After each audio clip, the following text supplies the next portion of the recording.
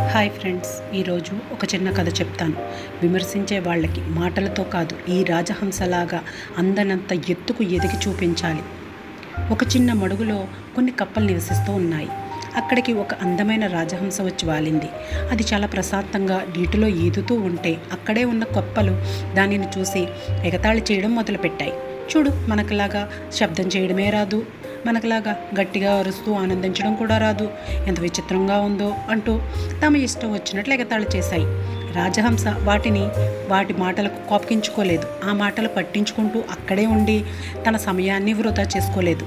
బురదలో ఉండే కప్పలతో గొడవపడడం అనవసరం అని భావించి ఒక్కసారిగా తన పెద్ద రెక్కలను చాచి ఆ చిన్న మడుగును వదిలి విశాలమైన ఆకాశంలోకి ఎగిరిపోయింది.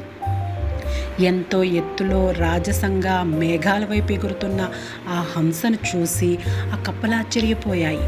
ఆ ఆకాశం, ఆ ఎత్తు తమకి ఎప్పటికీ సాధ్యం కాదని తెలుసుకొని తమలో తాము సిగ్గుపడి నిశ్శబ్దంగా ఉండిపోయాయి.